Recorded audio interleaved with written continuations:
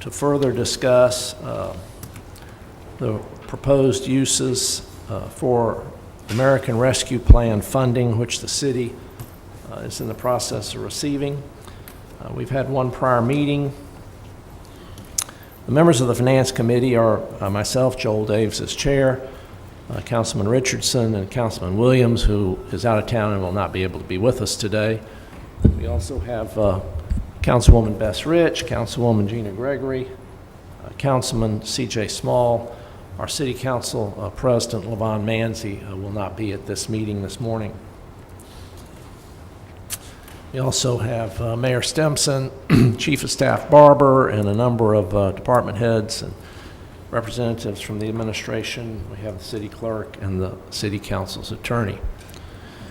So we'll go ahead and begin this morning with a statement.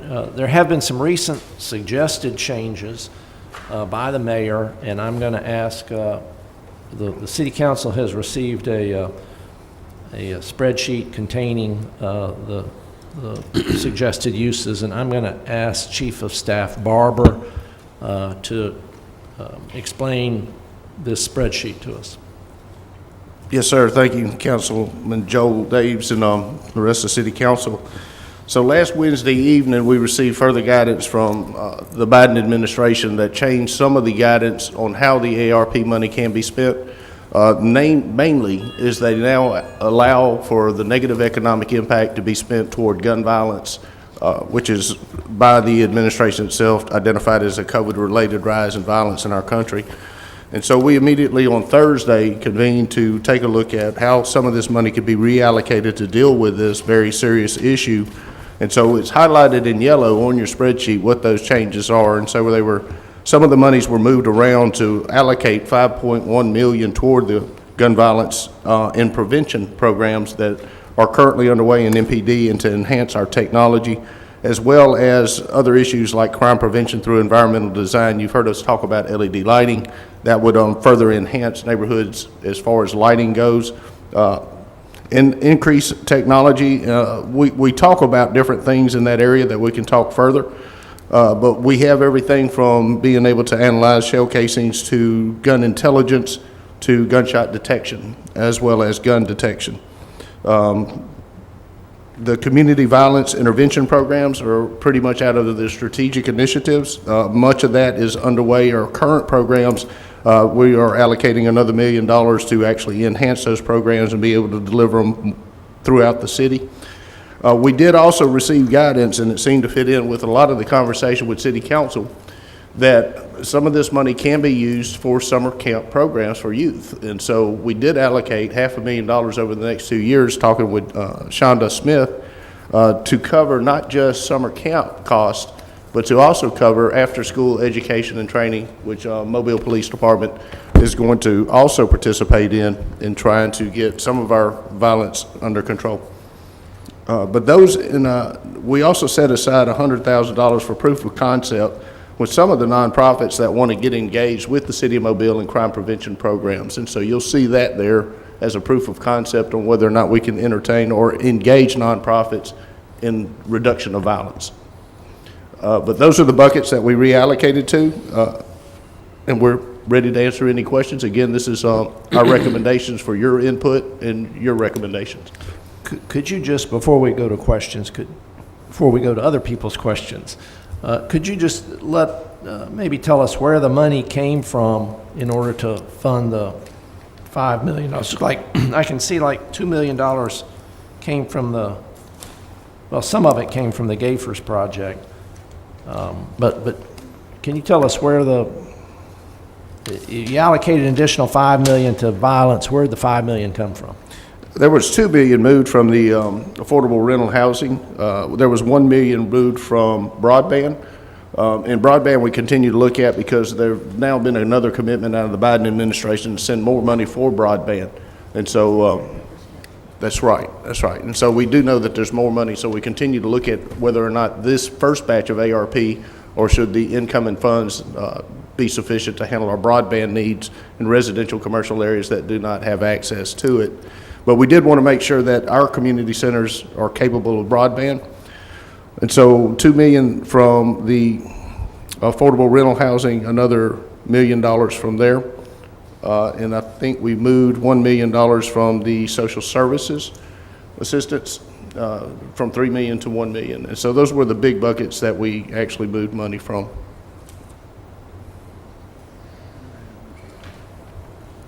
We did reduce grant administration costs as well. We did have $1 million there. We moved it down to $500,000 after talking to our grants people on how much money they would need over the next 5 years to administer these grants. Okay, thank you very much, Mr. Richardson. Do you have any questions? Oh, yes. Director Barber, I sent a letter more than a year ago to Matt Stimson. Yes. I sent a letter more than a year ago to Matt Stimson asking whether or not he could tell us what is causing the violence. Why are they shooting? Are they mad with each other? Is it drugs? What is it? And it is something that is attainable. I never gotten a response. So it's going to be difficult to stop something that you don't know what caused it. When you go back to malaria, it was just killing people across the nation. Nobody could figure out what it was. It attacked, during the Civil War, it took out I don't know how many thousands of people. Lo and behold, it was the mosquito. What's the mosquito? That was causing all of that. So then when they figured out what the mosquito, they figured out how to exterminate the mosquito, came up with DDT, dichloroethylene, trichloroethane, and they sprayed that stuff, and we don't even read about malaria. But my point, though, is unless you can attack the cause, it's not going to be very, you took some money from social services, you took some from affordable rental. I'm saying all of this addresses people at the low echelon of our society. It affects the people that we're really trying to rescue. This is the rescue plan. If you're trying to rescue somebody in the water, you're talking about somebody that's likely to drown. You're trying to rescue nobody sitting up on the beach having lunch. You're trying to rescue somebody that's in trouble. And whatever amount of money we move in here is going to have some effect on what the money was allocated for. I would like to see us bring in some consultants to tell us what's causing it. And one way to find out what's causing it is to ask the shooter, what are you shooting about? Why did you shoot? So we can't determine what causing the shooters to shoot. I think that's a hunk of junk. We need to figure out, once we figure out what the cause is, then we can come up with a solution to the cause. All I'm saying is, if you're going to take $1.5 million to try to attack this problem, in my estimation, the first thing you have to do is find out what is causing the problem. And I haven't seen anything that you mentioned to say that is what you're going to do.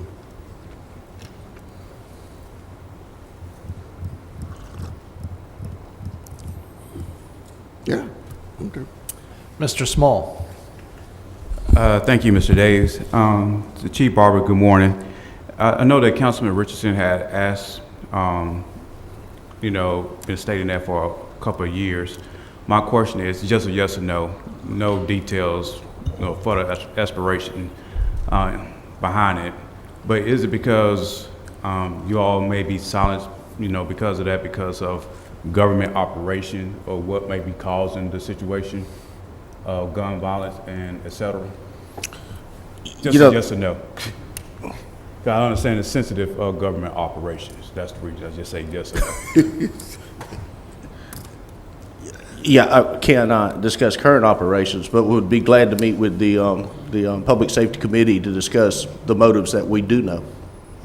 Yeah, okay, thank you. Yes, sir. First question is, well, second question. You had mentioned about approximately there are several nonprofit organizations out there. How many exactly, is it that's willing to be invested with the city to do non-violence violence prevention? And also, how would the city determine by what organization, they would pick?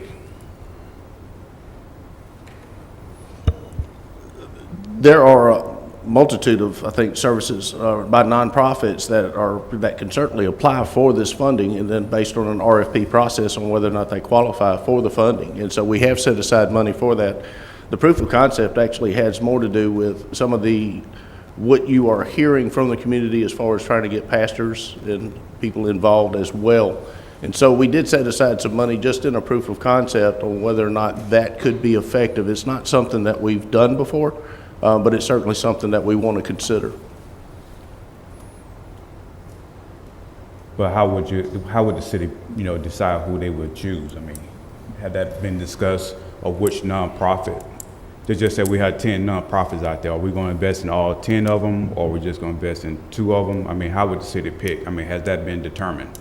Again, that's an RFP process, and we would be engaging the city council as well on determining how that money is best spent, depending on the services offered to the community and the impact that they would have. With the after-school programming and also the summer camps, is this going to look to be kicked off in the fall of the year after school start, or when? No, sir, this money is immediately available. We do have it on deposit, and so we can begin immediately depending on city council's approval. So immediately it will be as far as in like for instance, what the city might be asking for, like the participants of the $50. Is this considered immediately within this money? Yes, sir, it goes right at the issues being discussed by council about funding these summer camp programs. And one other question, how would it dictate, just for instance, District 3 do not have a community center no more than Taylor Park, which we know that the inner city mission runs Taylor Park. But how would this be determined between districts or parts of the city, especially like summer camps and after-school programming, It'll be up to Director Shonda Smith, depending on the programming that is available and the cost of that programming at the various centers.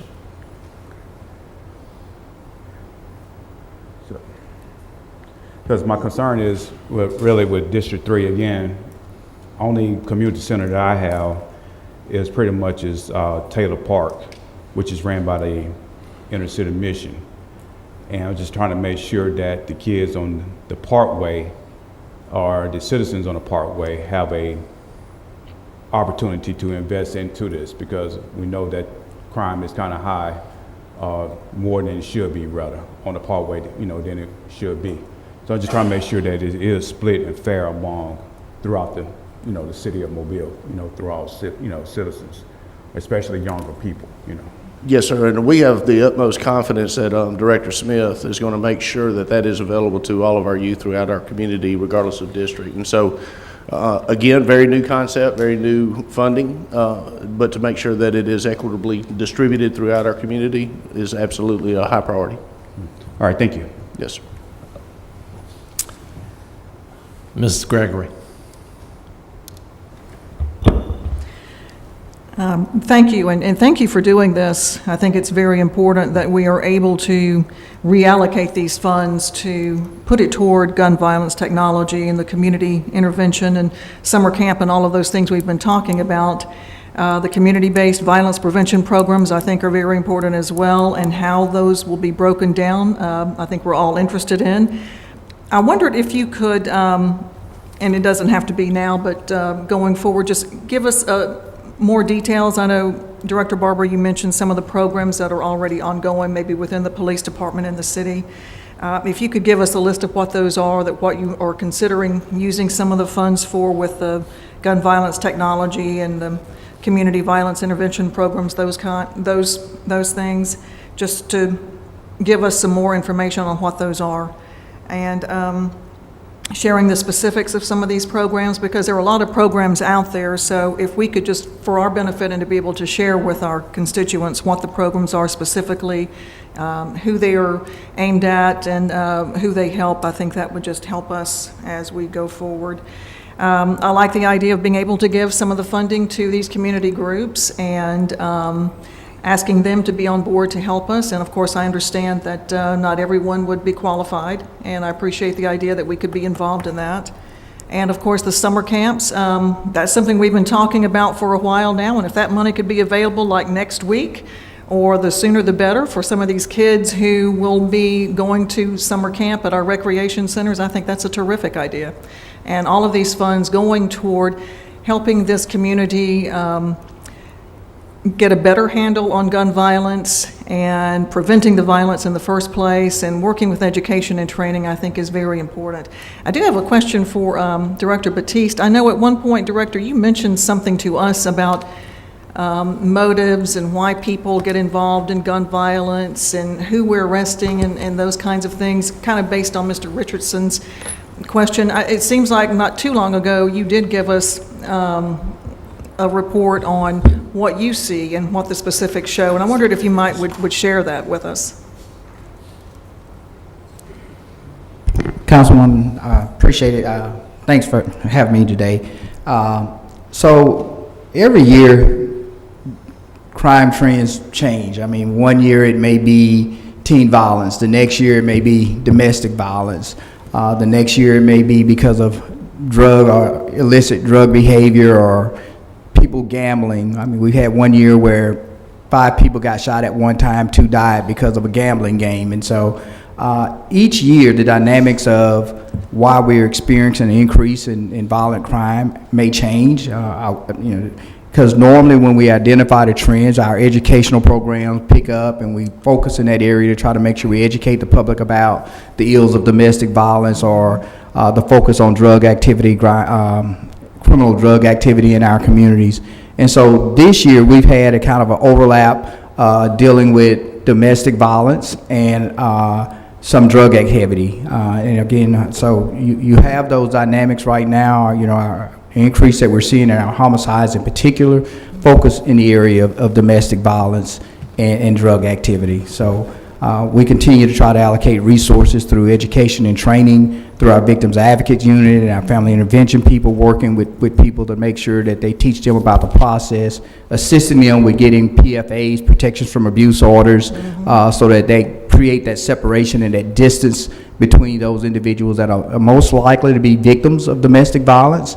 And again, the educational part of making sure we teach the community of the impact of what can occur. And we've always in the 30 years that I've worked in law enforcement, always focus on how do we diminish drug activity in our communities, because drug activity often leads to violence when people are fighting for a particular street corner or they feel like they've been cheated out of the drugs that they thought they were there to purchase. So those are some of the trends that we're looking at. As far as the demographics, we focus on age a lot of times, and we say teen violence, but really a lot of our homicides have occurred with those individuals that are in that bracket between 21 and 26. And so we say teen violence often, but it's not always as black and white as teen violence when we focus on those areas. I hope I've answered your question. Yeah, and thank you. And I did read the mayor's nightly newsletter and some of the information that you all released yesterday about the top, the Big Ten mayors coming in, and one of the main issues was gun violence. and the fact that some children, teenagers, various ages, but younger people don't feel safe, and so that's one of the reasons that they take guns with them, and I think that's very serious. And hopefully the programs that you all have outlined here will work on that as well. And it sounded like that was one of the specific details that, would be addressed through these programs. Yeah, so we've got to do more to make our youth feel safer so that they don't arm themselves to protect themselves against those individuals that we know are bad actors in our community. Right, okay, thank you. Anything else? Gina? Ms. Rich had to step out. She asked me to ask this question, which is, with respect to the proposed monies that are to be expended on gun violence, what will you be looking for in terms of measures of success? What kind of mileposts or statistics will you be looking at with respect to each of these programs to determine whether they're successful and how they might be tweaked and so forth? We determine these are outcome-driven measures, and so the idea is to reverse the growing trend of increasing gun violence and to see that trend line reverse and start to go back down. And so we will be constantly reevaluating all of our tactics and strategies to make sure that we achieve that outcome. So it's not an output type, it's not the number of guns seized or the number of arrests made, but rather that we can reverse the trend of increasing gun violence within our community. Would it be just tracking how incidences of crime that are connected to gun violence? Is that primarily what you'd be looking at?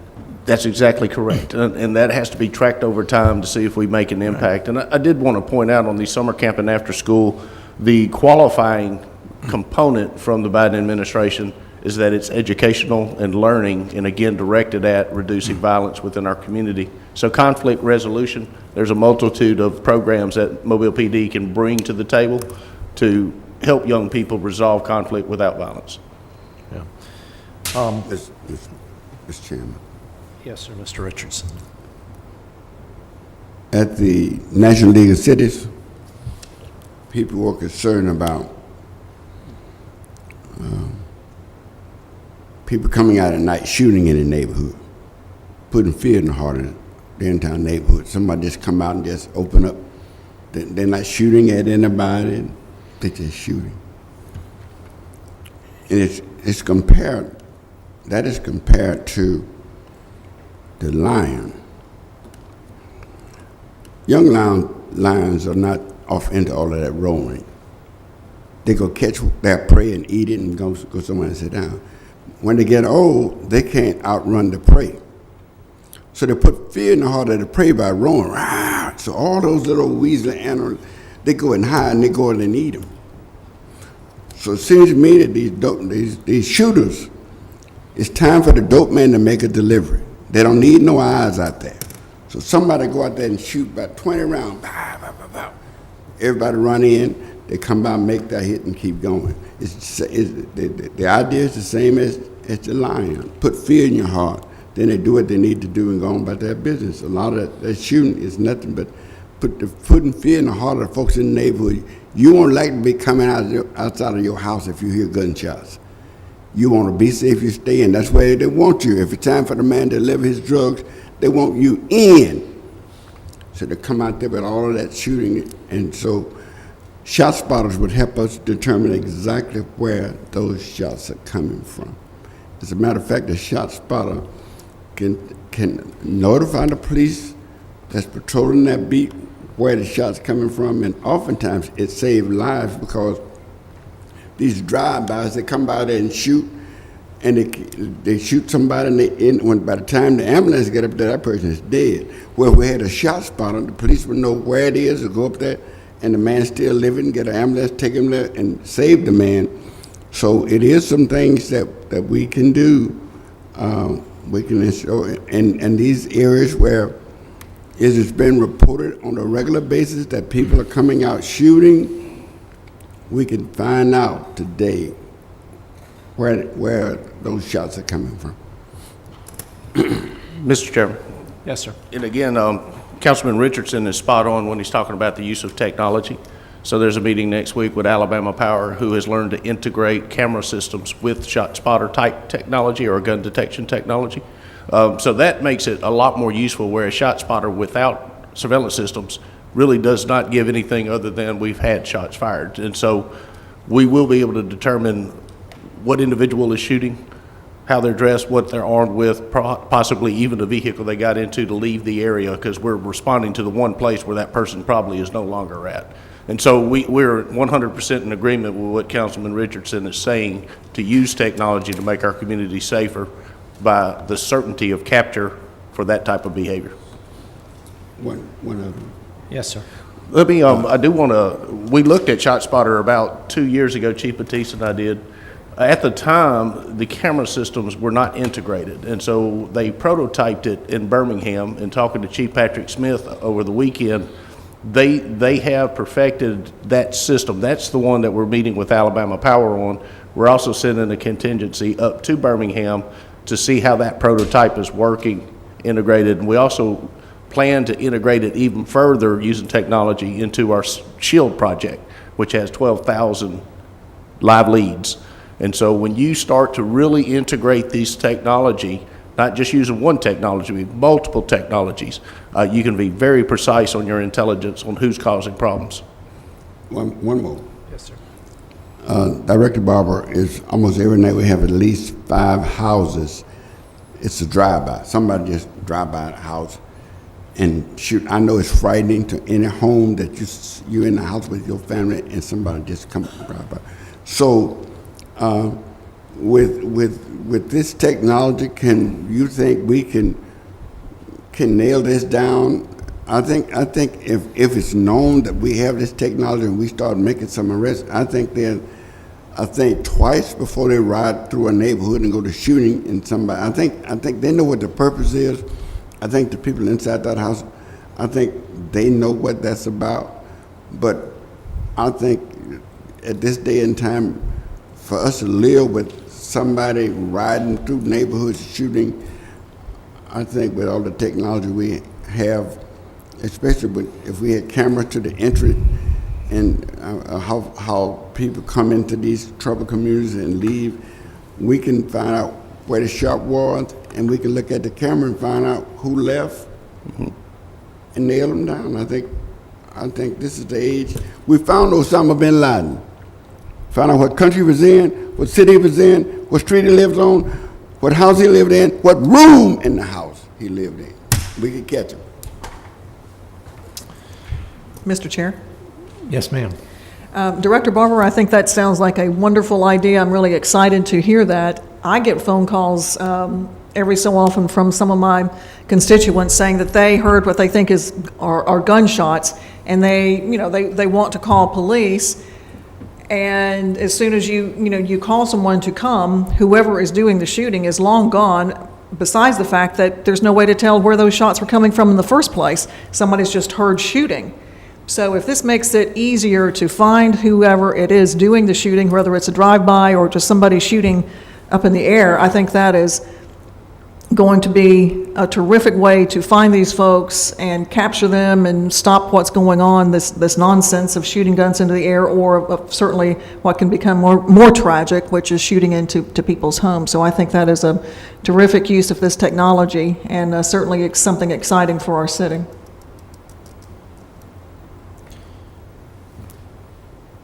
Director Batiste, has any work ever been done on identifying the percent of people who are engaged in these types of behaviors that dropped out of high school, in other words, that didn't complete high school?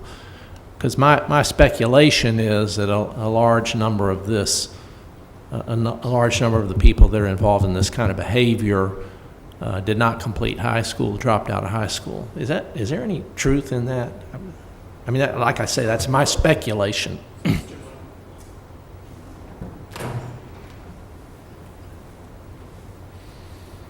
So the data does show that individuals that are that drop out of high school are more likely to be individuals associated with criminal behavior.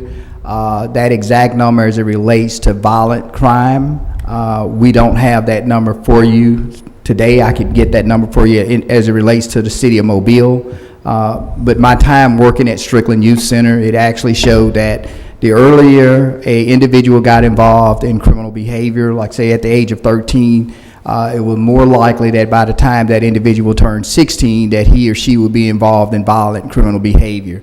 And that trend bared out over the 5 years that I worked at Strickland. So I don't think that there's any change in those dynamics as it relates to violent crime and the number of individuals that drop out of high school, because if they get in trouble at 13, odds are they're on that path to dropping out of high school in most cases. Yeah. The comment I'm going to make really is not necessarily related to the $5 million expenditure for gun violence that we're talking about, but before I joined the city council, I was involved in a number of efforts with respect to education, and one of the things that excuse me, one of the things that was made clear to me is that there's this inflection point in about 8th grade where a lot of kids lose interest and drop out. And if you can get them through 8th grade and get them to 9th grade and so forth, they generally hang around. And it seems like to me that maybe there's an opportunity for us to partner with the Mobile County Public School System to see what programs can be instituted to kind of turn that number around. And keep, now the Mobile County Public School System did, while I was working on it, adopt the 80-20 program, which was to graduate 80% of the entering freshmen on time, college or career ready. I haven't kept track of how that program is going, but that seems like to me a worthy goal in terms of trying to keep kids on the straight and narrow and headed to work or college rather than dropping out and turning into a life of crime. Councilman Davis, I don't know if that was intuitive or if you've had access to some of that information, but we've been working in partnership with the school system for many, many years, and when we started analyzing some of the data coming out of our school system, when you look at grades 1 through 12, 2/3 of all the arrests and suspensions were 9th graders. So they accounted for 2/3 of the total amount of arrests, and so we did identify that at-risk population within our school system, and you are spot on that they eventually do drop out in the 9th grade. So in the 8th grade, those middle school feeder patterns then feed into the high schools in the 9th grade, and that's where we begin to lose them into violent activity that end up on the street and to the only economic engine they know, which is the drug trade and carrying a gun, easy access to weapons. So Bridging the Gap, if you recall that program, launched many years ago in conjunction with Kenyon Brown from the U.S. Attorney's Office and the FBI, actually went national throughout the country under, I think, about 5 years ago. But it specifically addresses those 9th graders that are at risk of dropping out and are also the most likely to come into negative contact with law enforcement because of the lack of social control in their life. And so that, I can tell you, continues even today. That Bridging the Gap continues. Every Friday, we go to different high schools and bring them out to the range in partnership with the school system to bring us those kids that are at risk. Now, I'll tell you, it was a rocky start. At first, they were sending us their ROTC. That's not the ones that we wanted, but they didn't want the bad representation of the school. And so we had to work pretty hard to get them to identify those that would benefit that type of interaction with law enforcement the most. And it has been very much a successful program. A lot of what you see we're proposing will fund those types of intervention programs, because the way it works with us, we actually have to raise money privately to be able to buy pizzas for those kids when they come out there, because not all of them can bring a lunch, but it cannot be used with public money. And so we do need a lot of funding in those programs to continue those programs and to be able to reach even more of these young people in our system. Well, I'm happy to hear that. I think, Well, first of all, a few years ago, I was a ninth grade boy, and I didn't turn to a life of crime, but I went through a little period where I was something of a disciplinary problem, and so I know what it's like to be a ninth grade boy, and any help you can give them is good. And I'm happy to hear of these ongoing programs. I think it's very, very important.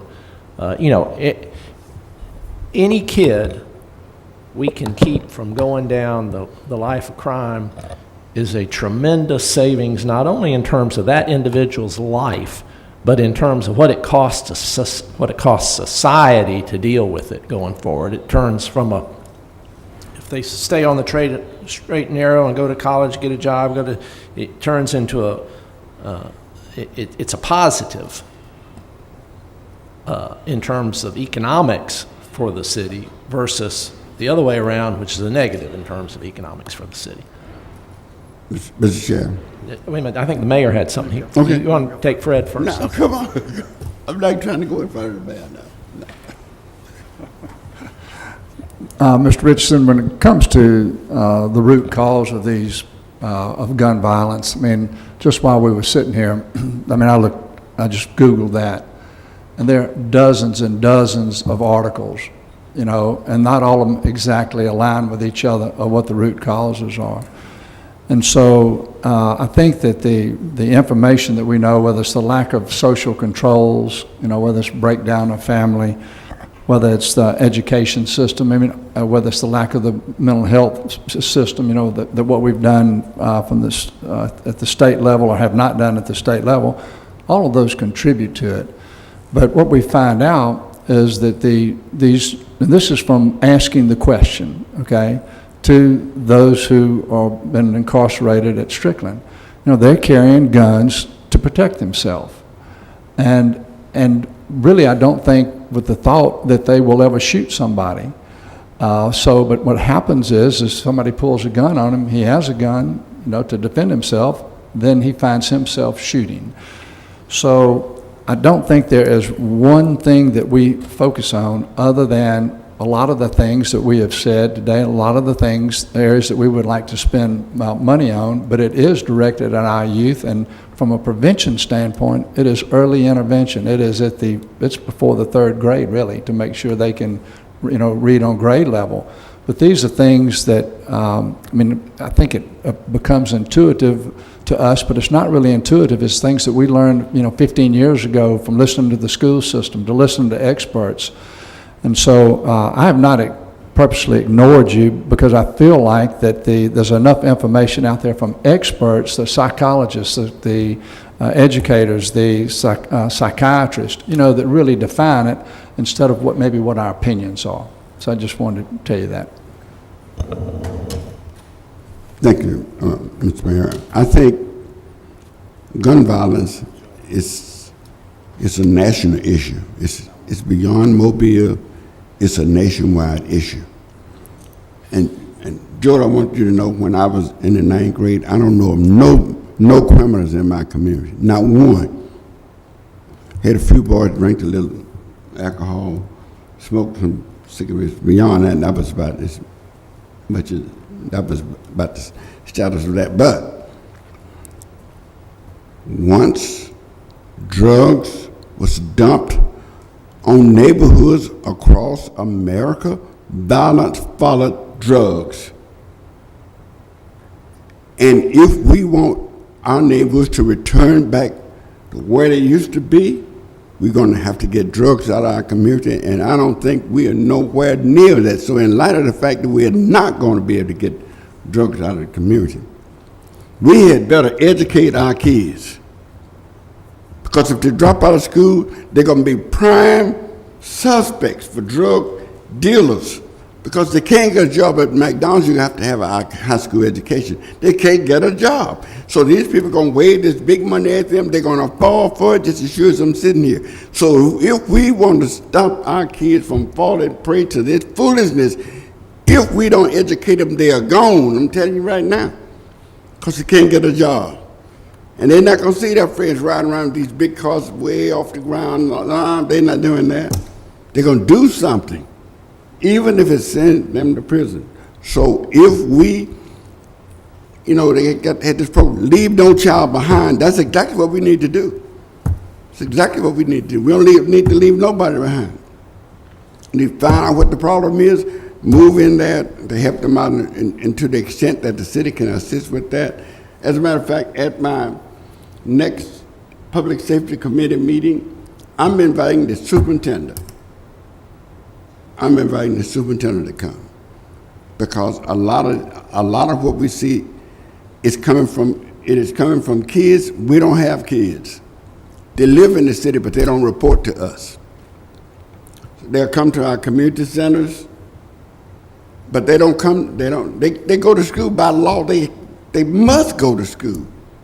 They don't have no choice. But they don't have to report to the city. They don't have to report to us now.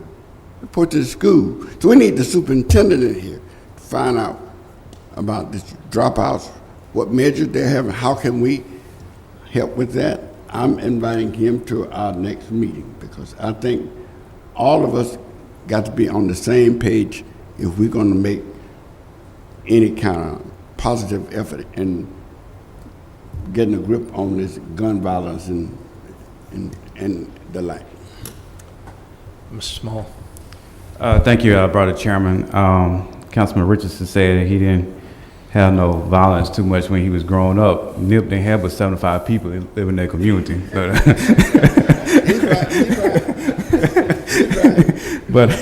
But on a serious note, following behind some comments, Chief Barber, what Councilman Jones and Councilman Richard has stated. One, the ARP, and I know that the Biden administration is allowing the city to participate in addressing gun violence, but what about the ARP that the Mobile County Public School System and the Housing Board have received? Are they also going to invest into this program also, and is the city working with them? And the second question I have is the $5 million that the city is looking to put into this towards gun violence, is that's average around our area and our country?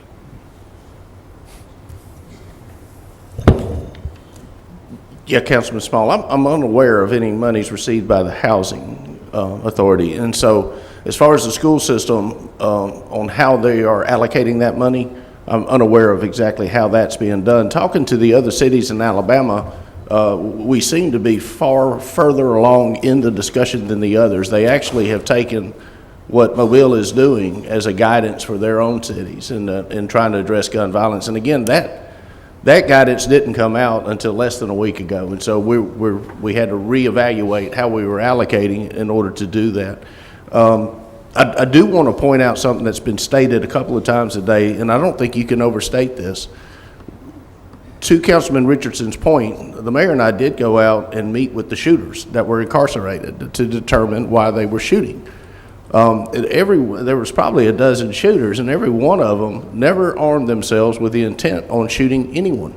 They armed themselves to protect themselves from the very bad actors that we know we have in our community. And until we change that environment, so if you imagine that you've got 9 young people that are armed with high-capacity weapons because of that one bad person, but then they resolve conflict with violence, because everybody asked me, where did the fist fight go? I mean, the fist fight went the way of the 9mm is what happened. And so we've got to change an environment to which young people feel safe enough that they don't feel like they have to arm themselves. The other point of this is going directly at gun traffickers in the easy access to weapons. There are a lot of legitimate, legally owned weapons that are turning up in our crime scenes because people are failing to secure them by locking their vehicle or removing them from their vehicle. And we could certainly use y'all's help to continue to communicate that over and over and over again, because despite our best efforts, it continues to happen, and it happens throughout our community. And so it's not a Mobile problem. If you notice, it's a Spanish Fort problem. It's a Baldwin County problem. It's happening in Montgomery and Birmingham. And these guns are being trafficked on the street. And again, that easy access to a high-capacity weapon is now in the hands of somebody that does not have the maturity to be carrying it. So will the city or will be reaching out to the school system, for we can just make sure that we all working together in trying to reduce gun violence, especially among the youth, especially since the school system is receiving ARP and they have the option of using it towards gun violence. Or y'all having the plans of reaching out to the school system? I just want to add to what Chief Barber was just speaking of. He spoke of about 2-3 years ago, we went to Strickland Youth Center, but as recently as 2 weeks ago, the mayor and myself engaged the student leadership of Mobile County Public Schools, high schools, and to a point, when asked the question, you know, how do they feel about the violence that's occurring in our community, they use words like angry, they use words like ignorance, they use words like, you know, they feel trapped in their own homes. These are high school students that use these words in sharing in conversation with myself and the mayor and members of the Mobile Police Department. And so, you know, I think it's really important that we continue to remember that our youth, while they are in their formative years, they have real feelings about what's happening in our community. And like Councilman Richardson says, they do have something to bring to the table when asked the question about how do we deal with the issues that they're experiencing and seeing each and every day. And again, this is not 3-year-old data, this is 2-week-old data that we were able to share in these conversations with youth in our community. And so I think that we really do need to engage, continue to engage our Mobile County Public School System with the things that we're doing. And of course, we work very well with Mr. Threadgill in trying to propose programming that we can do with our youth, because the only place where we have the opportunity to truly engage with a captive audience is in our schools. It's hard to pull youth together any other way to kind of address some of the concerns that I'm hearing here from the council today.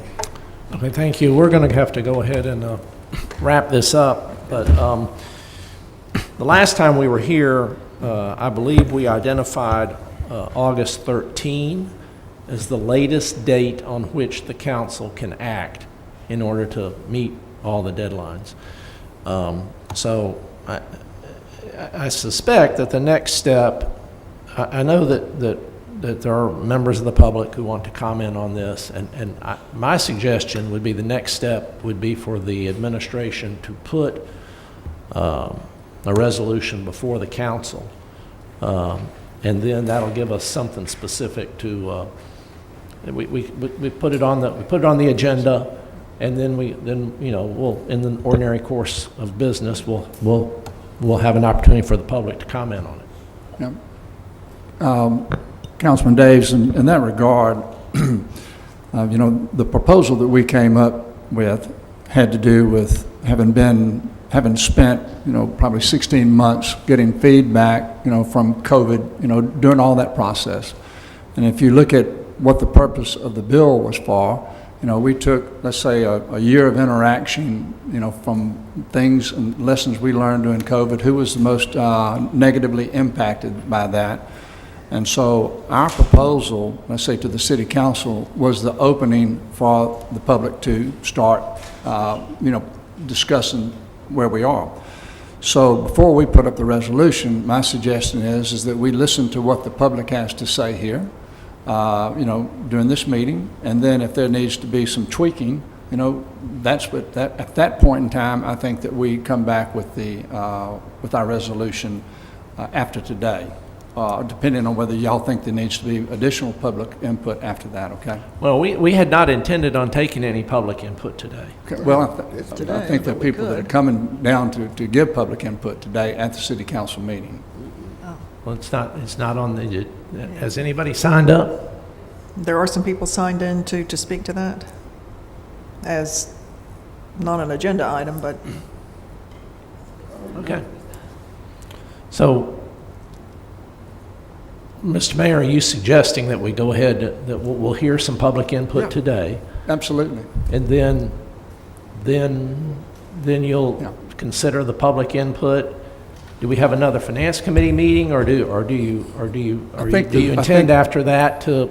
I think the council can make that decision after today's input, would be my suggestion. Okay. Let's listen today, see what's said, and then we can make a determination what the next step would be. Because I've been out in the community in the last few days, hearing suggestions, let's say, that were maybe not things that we had heard previously. So that would be my thought. Yes, sir. Yes, sir. Mr. Chair, it's time for pre-council. I think we need to close this one out. Schedule another one, not at 8 o'clock, at 2 o'clock. We're not gonna get these parents up at 8 o'clock in the morning. Schedule one at 2 o'clock or 1 o'clock in the day, and let that be one where we are hear from the public. We're not gonna, it's 9 o'clock. And people are here for pre-council. It's time for pre-council. I agree. So Okay. let's close Okay, this one out and Let's just schedule another. let's just close this meeting out, and we'll make a determination later what we do next. Yes. Okay. Thank you very much.